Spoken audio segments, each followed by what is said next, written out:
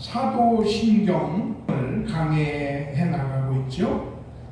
그래서 지난 10주 동안 10주 동안 사도신경의 첫 문장인 전능하사 천지를 만드신 하나님 아버지를 내가 믿사오며를 나눴습니다. 사도신경의 첫 번째 고백, 하나님 아버지에 대한 강해였었죠. 오늘서부터는 우리의 믿음, 우리의 신앙의 두 번째 주제, 예수 그리스도에 대한 고백을 말씀으로 나누려고 해요. 오늘서부터는 두 번째 문장인 우리 주 예수 그리스도를 믿사오니 이후에 나오는 우리 사도행전의 예수님에 대한 고백을 10번에 걸쳐서 또 강의를 해 나가려고 합니다. 첫 번째 우리가 이 말씀을 공부하면서 나눌 내용은 사도신경은 성경에 없는데 강해를 해야 하나 하는 내용이에요. 교회에서 목사가 성경에 없는 걸 설교해도 됩니까? 안 됩니까? 성경에 없는 얘기를 설교라고 할 수 있나? 우리 성도님들의 생각은 어떠신지.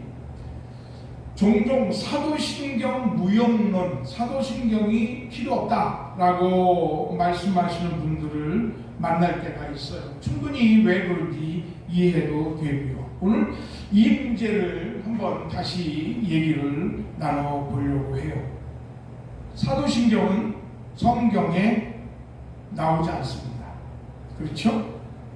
성경책이나 찬송가 책에 표지에 인쇄되어 있어요. 주기도문은 성경에 있지요. 그렇죠? 마태복음 6장 9절부터 14절까지 기록되어져 있어요. 또 십계명도, 우리가 우리는 십계명도 성경에 기록되어져 있어요. 출애굽기 20장과 신명기 5장에 기록되어져 있잖아요. 그런데 성경에도 없는 걸 우리가 외우면서 예배를 드리고 있거든요. 그런데 아까 먼저 말씀을 드릴 거는 예배 시간에 사도신경을 안 외운다고 이단교회는 아니에요. 그리고 또 예배 시간에 신앙 고백을 외운다고 이단교회도 아닙니다. 그러나 우리 교회는 예배 시간에 사도신경을 외우죠. 예배 시간에 사도신경을 암송하는 게 더 좋기 때문에 그런 거예요. 이 사도신경이라고 하는 말은 아포스토스 크리드라고 해요. 말 그대로 예수님의 제자들의 신앙 고백이라고 하는 뜻이에요. 사도 그리고 신경이라고 붙였다고 해서 예수님의 12제자가 한 장씩 고백해서 나열해 놓은 것이다 라는 뜻은 아니에요. 사도신경이 12제자가 한 제자씩 이렇게 신앙 고백한 거를 쭉 이어붙여서 이렇게 만든 그런 고백서가 아니라는 뜻이에요. 사도신경은 뭐냐면 성경에서 볼 수 있는 12사도와 사도 바울 같은 사도들의 가르침 중에서 우리 기독교 신앙의 가장 중요한 교리들을 핵심적으로 요약해 놓은 게 사도신경이에요. 이것을 고백서처럼 만들었기 때문에 사도신경이다 라고 말했던 거예요. 조금 더 정확히 말하면 사도들의 신앙 고백서라고 부를 수 있겠죠. 이 사도신경은 이미 1세기에서 2세기에 지금의 형태의 사도신경이 거의 완성이 됐어요. AD 주후 150년경쯤의 것으로 알려진 사도의 편지라는 문서가 있어요. 에피스툴라 아포스톨로rum이라고 하는 문서인데 이 문서는 예수 그리스도께서 부활하신 후 제자들과 나누신 대화라고도 불려요. 소아시아, 지금 터키 지역에서 작성된 것으로 보이는데요. 그 내용이 이렇게 되어 있어요. 우주의 지배자인 아버지를 믿사오며 또한 우리 구세주 예수 그리스도를 믿사오며 보혜사 성령님을 믿사오며 거룩한 교회를 믿사오며 또한 죄를 사하여 주심을 믿나이다 라고 되어 있어요. 이게 언제적 거라고요? AD 몇 년경에? AD 150년 전에 이미 이런 고백서가 기독교인들 사이에 널리 퍼져 있었고, 그리고 이 신앙 고백이 예배 시간에 사용이 됐어요. 오늘날 지금 사도신경의 골격이 거의 비슷하죠. 또 1907년에 이집트 남부에 있는 말리제라고 하는 곳에서 AD 200년경에 제작된 것으로 기록된 것으로 보이는 파피루스 문서를 하나 발견을 했어요. 파피루스라고 하는 것은 옛날 종이죠. 옛날 종이. 그래서 주로 신약 성경이 많이 기록되어 있는 그런 옛날 형태의 종입니다. 이 옛날 종이에 그리스 말로 적혀진 당시 기독교인들의 신앙 고백서가 그 안에 쓰여 있었던 거예요. 언제예요? AD 200년경이요. 이렇게 되어 있습니다. 한번 보세요. 나는 전능하신 하나님 아버지를 믿사오며 그의 독생자 우리 주 예수 그리스도를 믿사오며 그리고 성령을 믿사오며 육체의 부활을 믿사오며 거룩한 보편적 교회를 믿나이다. 이렇게 되어 있어요. 이미 기독교 초기에 100년, 200년대에 아니 200년이 채 넘지 않은 그 시점에서도 이런 형식의 기도문이나 신앙 고백서가 예배에 사용됐어요. 그러니까 이때는 아직 기독교가 초기의 형태에 벗어나지 않았었어요. 이 당시만 로마의 박해를 피해서 우리 기독교인들이 대개 카타콤 지하 무덤에 들어가서 예배를 보고 또 그 안에서 생활을 하는 그런 당시였었어요. 그러니까 기독교 초기의 형태 안에서 이미 이런 형식의 신앙 고백서가 예배 시간에 사용이 됐고, 또 기독교인들이 모였을 때 그 모임에서 암송되고는 했던 거예요. 근데 여기에 보면 보편적인 교회를 믿사오며 라고 하는 게 나와요. 보편적 교회. 이 보편적 교회가 뭐냐면 헬라어로 그리스 말로 카톨리코스 에클레시아라는 뜻이에요. 라는 말이에요. 카톨리코스 에클레시아. 이 말은 하나의 교회라고 하는 말이에요. 우주적인 교회라는 뜻이에요. 세상의 모든 교회가 예수의 지체고 예수 안에서 모든 교회는 하나로 연합된다는 뜻이에요. 여기서 이 카톨릭이라고 하는 말이 나왔다고 해서 이 말이 오늘날 구교회의 카톨릭을 말하는 게 아니에요. 또 종교 통합을 의도하는 음모론자의 고백도 아니에요. 카톨리코스라고 하는 말은 하나의 우주적인 연합된 이라는 뜻을 가지고 있어요. 세계 모든 흩어져 있는 교회가 다 예수님의 지체잖아요. 그렇죠? 예수님 안에서 다 하나의 교회잖아요. 우주적인 하나의 교회라는 뜻으로 카톨리코스 에클레시아라고 이미 언제요? 구교가 탄생하려면 아직도 멀었는데 이미 초대교회 당시에 카톨리코스 에클레시아라고 하는 말을 썼다.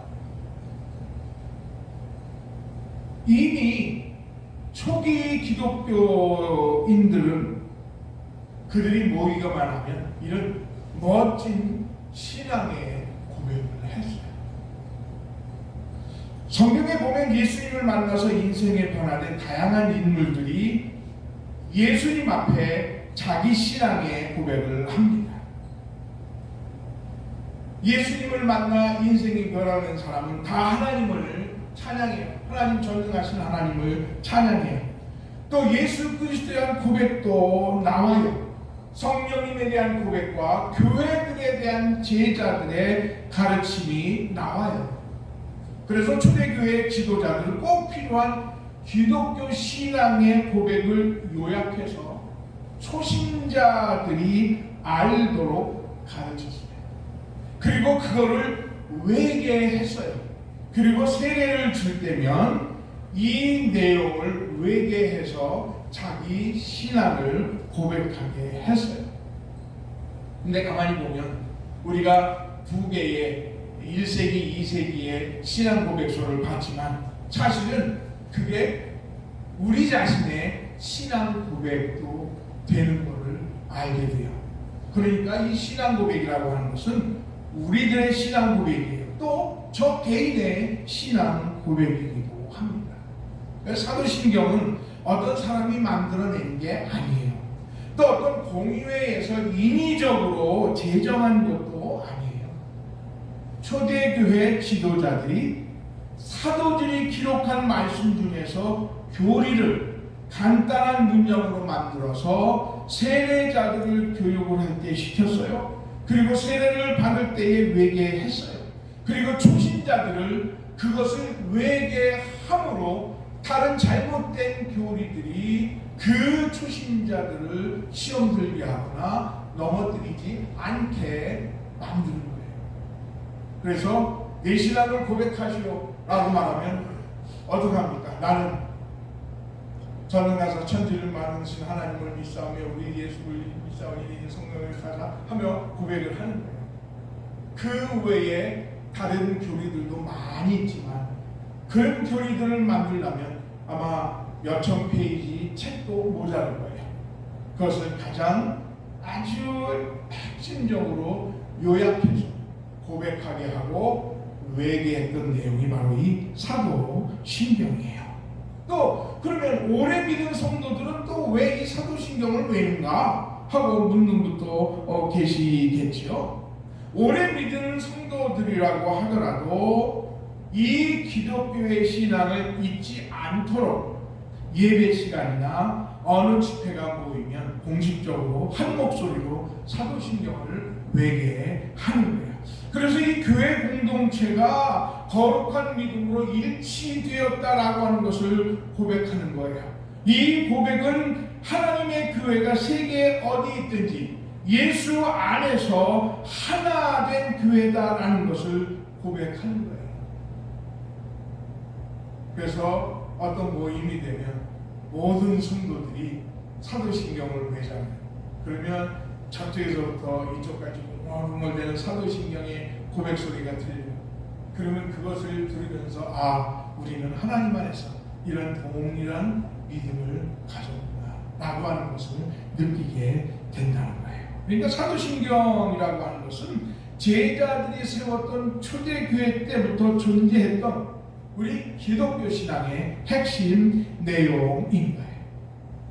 그러면 사도신경이 성경에 없으니까 성경 말씀이 아니냐?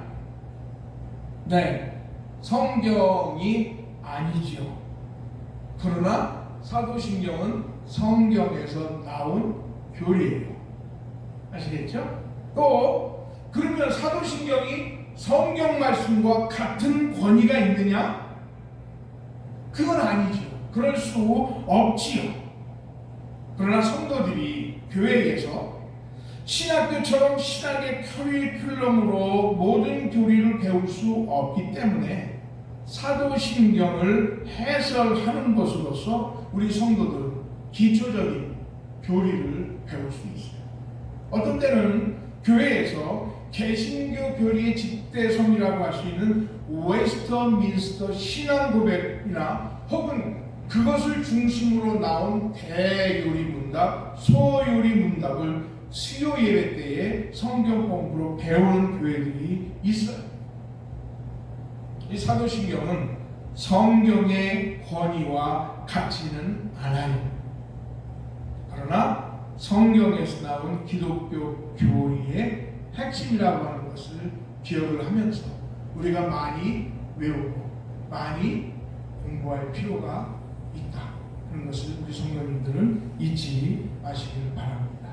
아시겠죠? 여기가 사도신경을 내리죠.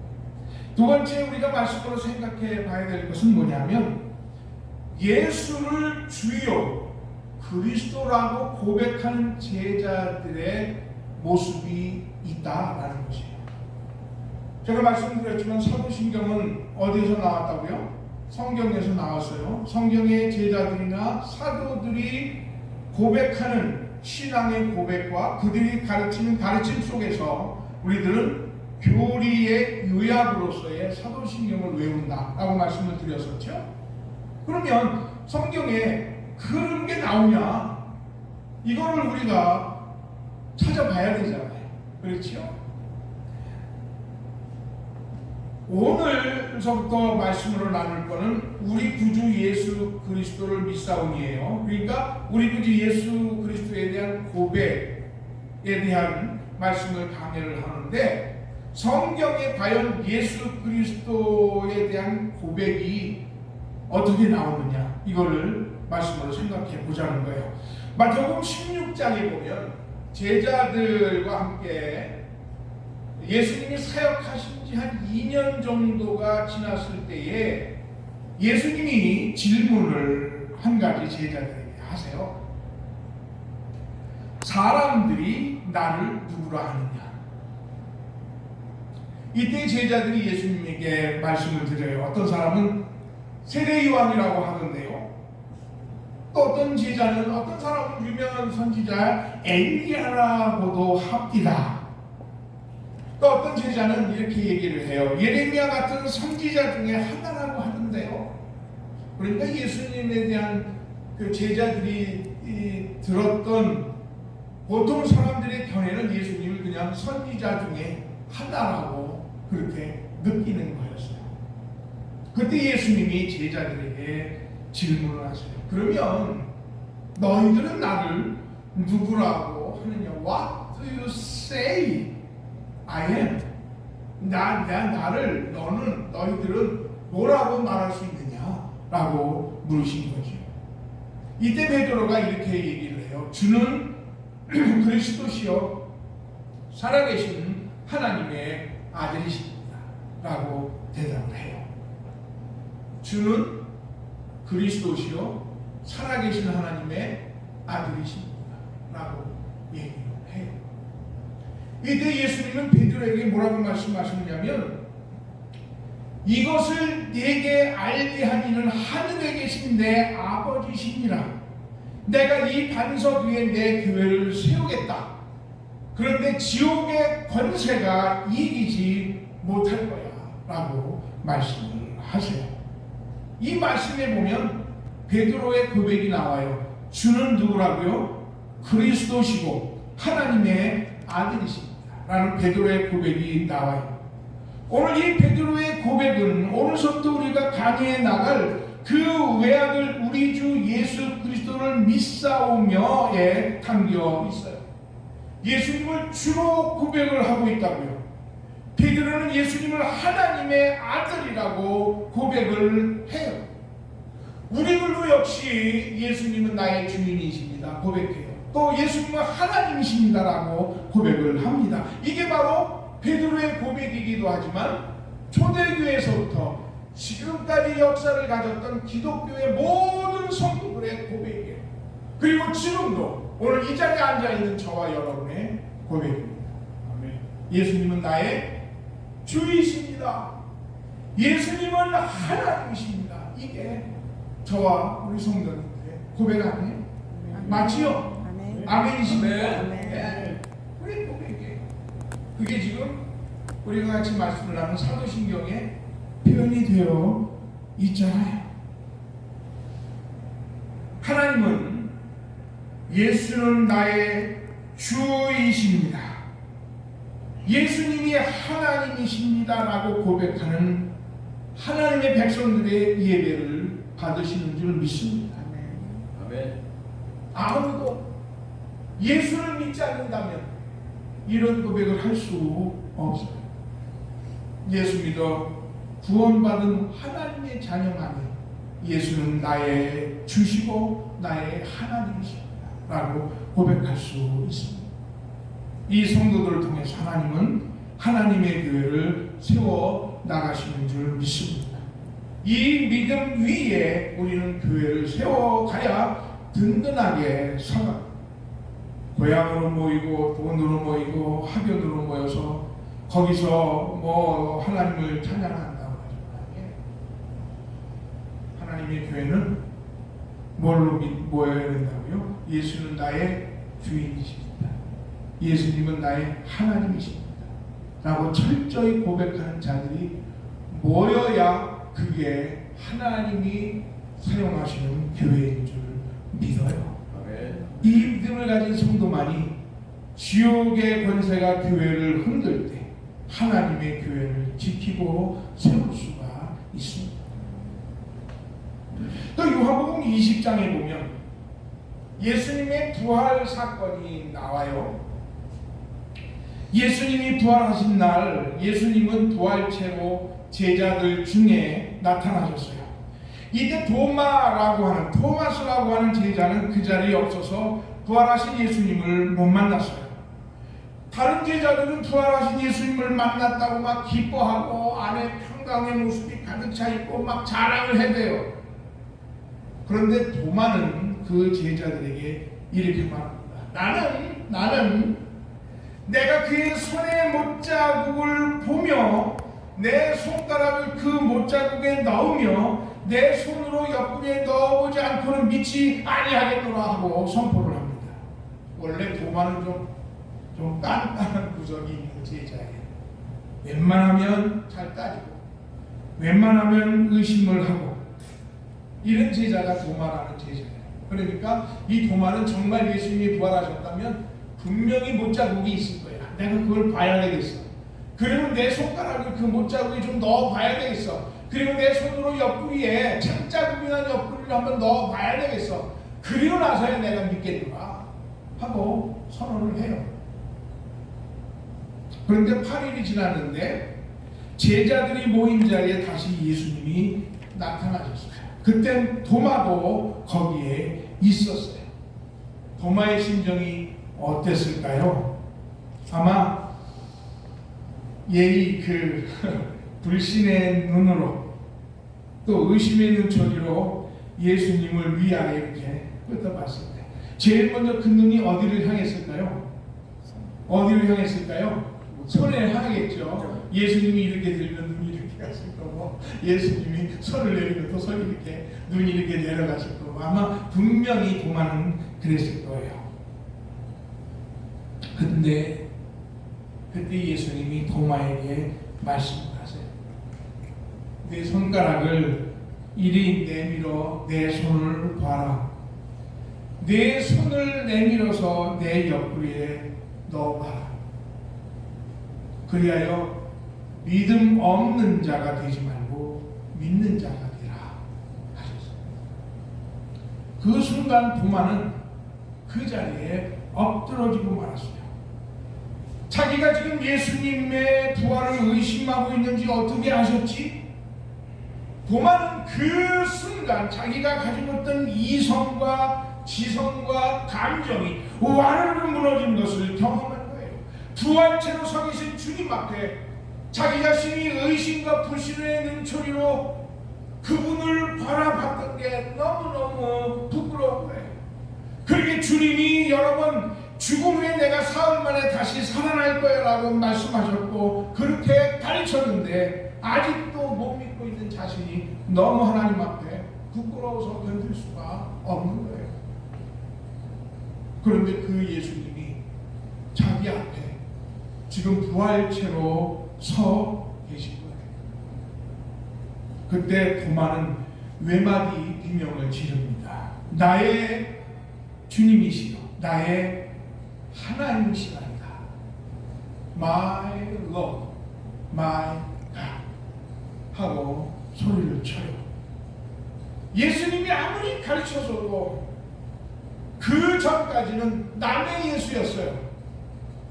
나의 삶과는 상관없는 그냥 타자이신 하나님이었어요. 그런데 부활의 예수님을 만나고 자기 인격 안에서 예수 그리스도를 만나게 되니까 남의 주가 아니라 나의 주, 남의 하나님이 아니라 my God, 내 하나님, 내 주님, 내 하나님이십니다 라고 그 자리에 무릎을 꿇고 만 거예요. 나의 주, 나의 마스터, 나는 당신의 종입니다. 당신의 노예예요.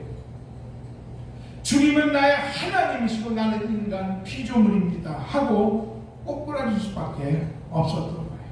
이런 무너짐이 없이는 주님을 나의 주라고 고백할 수 없습니다. 이런 고백이 우리 입에서 나와야 비로소 내 소리, 내 자랑, 내 주장, 내 생각, 내 소리가 안 나옵니다. 주님이 나의 마스터입니다. 나는 당신의 종입니다. 어떻게 그분 앞에서 내 목소리가 주의 말씀, 주의 목소리보다도 더 클 수가 있어요. 더 높을 수가 있습니다.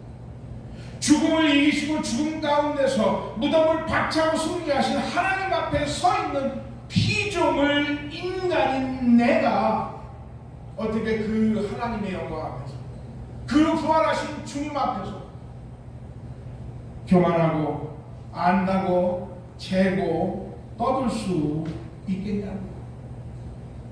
저는 오늘 우리 성도님들이 이런 도마의 경험이 우리 성도님 속에 있기를 축복합니다. 나의 주님, 주님은 나의 주님이에요. 예수님은 정말 나의 주님이십니다. 주님은 나의 하나님이세요 하는 뜨거운 무너짐이 우리의 삶 속에 있어야 되는 것입니다. 밤새도록 나의 부족한 인간과 부족한 인격과 부족한 삶의 모습으로 통곡하고 눈물이 콧물이 되는 뜨거운 회개의 경험이 있어야 바로 교회를 섬기고 하나님의 나라를 위해서 살 수 있습니다.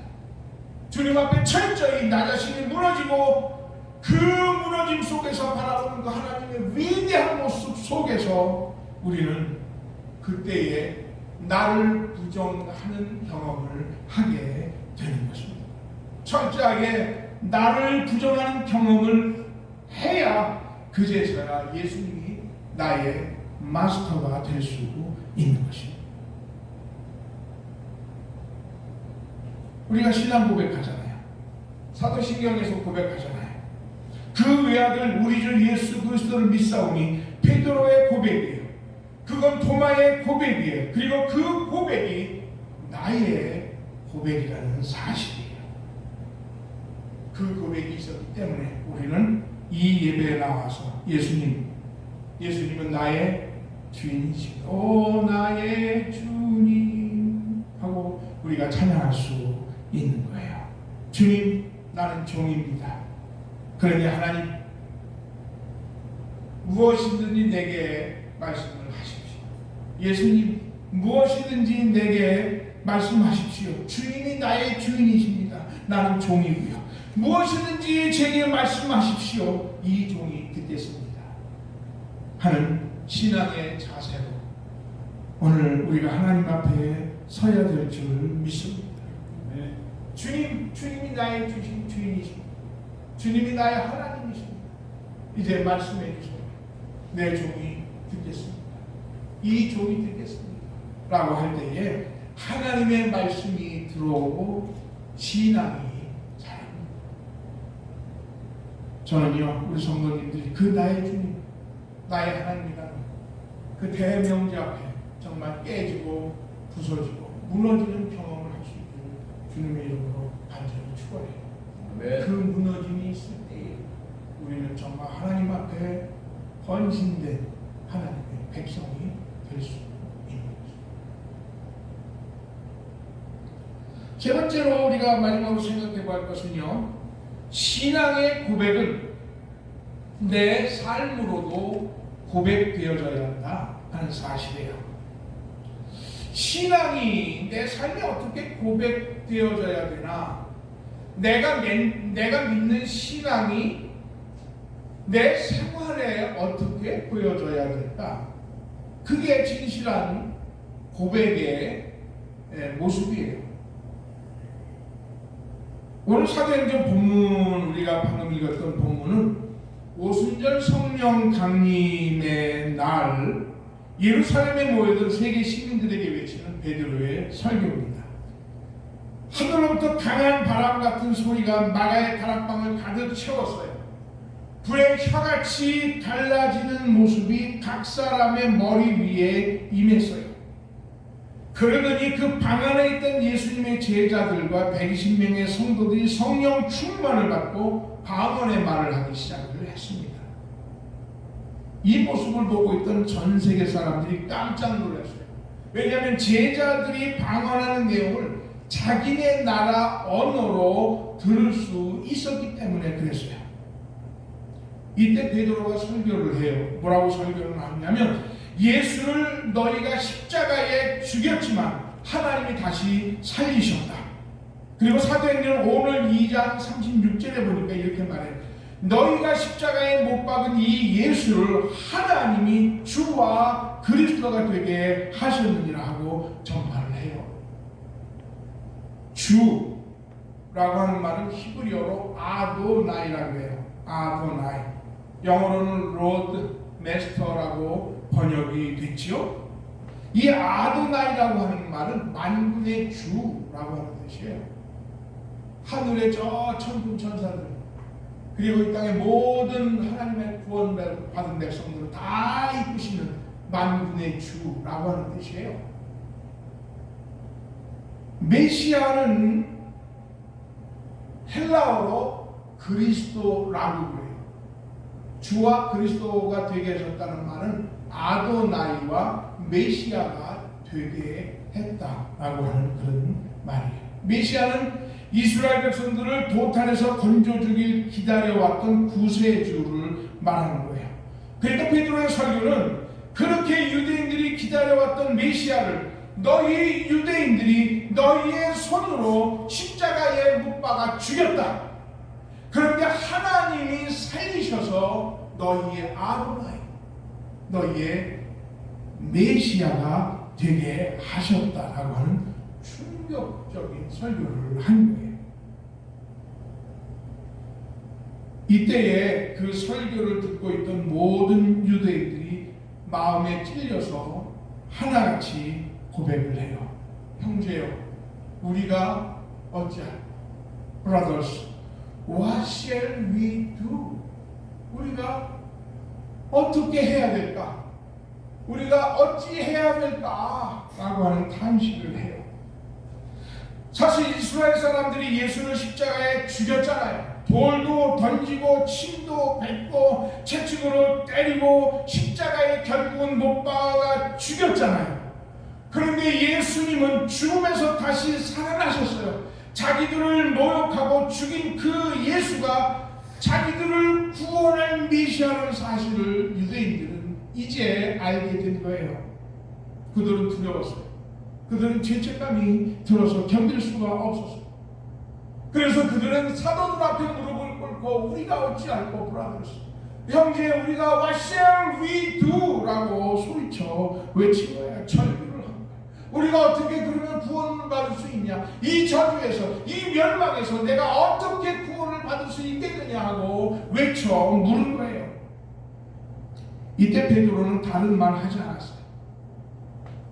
회개하고 예수를 믿어라, 이 말씀이었어요. 그러면 너희가 죄를 용서받고 구원을 받을 것이다 라고 했어요. 어찌할꼬? What shall I do? 죄로 두려운 사람들이 단발마와 같이 고백하는 그 고백의 소리가 어찌하지? 어찌할꼬? 내가 어떻게 해야 되지? What shall I do? 라고 하는 외침이에요. 그런데 그렇게 What shall I do 고백했던 이 유대 백성들이 제자들이 예수를 믿으라, 회개하고 예수를 믿으라 하고 외쳤더니 그 자리에서 예수를 주와 하나님으로 영접을 했어요. 할렐루야. 예수님을 자기들의 구원자로 믿었어요. 그래서 그 자리에서 구원받는 숫자가 3,000명이나 됐어요. 고백이 있다면 그 고백은 행동이 필요해요. 유대 백성들이 어찌할꼬 회개의 고백을 했을 때에 그들은 베드로가 전하는 회개하고 예수를 믿으라라고 하는 그 말씀에 자기들이 예수를 자기들의 주와 하나님으로 믿는 행동으로 예수 그리스도를 믿게 됐어요. 그래서 그들은 구원받는 하나님의 백성이 됐어요. 예수님이 그들의 주와 하나님이 되신 거예요. 우리의 신앙은 반드시 우리의 삶에 나타나게 되어 있습니다. 내가 어떻게 예수를 믿는다라고 하는 것은 내 말과 내 행동 속에 나타나게 되어 있어요. 왜냐하면 신앙 고백은 다른 말로 말하면 내 삶의 고백이라고 말할 수 있거든요. 유대인들은 우리가 어찌할꼬 하면서 입으로 자기 자신의 죄악을 고백했어요. 그런데 만약에 이 유대인들이 자기의 입으로만 어찌할꼬 하다가 돌아서 버렸다면 그들은 어찌할꼬가 진정한 고백이 될 수 있겠습니까? 그들은 마음에 찔렸어요. 어찌할꼬 하고 자기들의 죄와 자기들이 가지고 있는 그 멸망에 대한 두려움을 제자들에게 고백했어요. 그랬더니 하나님의 구원이 그들에게 임했습니다. 입으로만 고백하고 예수를 믿지 않았다면 그 고백은 헛것이 되고 만 거예요. 유대인이 받는 그 구원과 아무런 관계가 없었을 거라고요. 우리가 예배에 왔어요. 입으로 신앙 고백을 했어요. 그리고 예배를 드리고 나서는 그 삶으로 신앙의 고백대로 살지를 않는다면 우리는 하나님의 전능성을 부인한 거예요. 예수가 내 삶에 내 인생의 주관자 되시는 마스터라고 하는 것을 부정하는 거예요. 그거는 신앙으로 사는 게 아니라 내 마음대로 사는 인생이 되는 거예요. 그러므로 우리는 이렇게 기억을 해야 됩니다. 우리가 고백하는 사도신경이 내 삶으로 부정되는 신앙 고백이 되지 않도록 하나님 앞에 살 수 있는 우리들이 될 수 있기를 바랍니다. 이제 말씀을 저는 정리를 하려고 해요. 예수를 나의 주로 고백하는 성도들에게 어떤 축복이 있습니까? 로마서 10장 9절에 보니까 이런 말씀이 있어요. 우리 같이 한번 똑같이 봉독해요. 내 입으로 예수를 주로 시인하며 또 하나님께서 그를 죽은 자 가운데서 살리신 것을 내 마음에 믿으면 구원을 받으리라. 아멘. 예수를 주라고 고백해서 구원받은 사람은 하나님의 자녀가 되는 특권을 받습니다. 로마서 8장 17절에 보니까 자녀이면 또한 상속자라 그랬어요. 하나님의 상속자라고 했어요. 하나님이 자녀에게 주시는 축복과 영생과 하나님이 주시는 모든 은혜와 축복을 받을 수가 있는 것입니다. 할렐루야. 네. 예수를 나의 주로 고백하는 성도가 되시기를 주님의 이름으로 간절히 축원합니다. 네. 예수님은 나의 하나님이십니다 라고 외치는 그런 성도들이 될 수 있기를 바랍니다. 아멘. 그리고 그러셨다면 우리의 삶에서 내가 고백한 그 고백대로 삶을 살 수 있기를 바랍니다. 그때 하나님의 놀라운 축복과 은혜가 우리 성도들의 삶 속에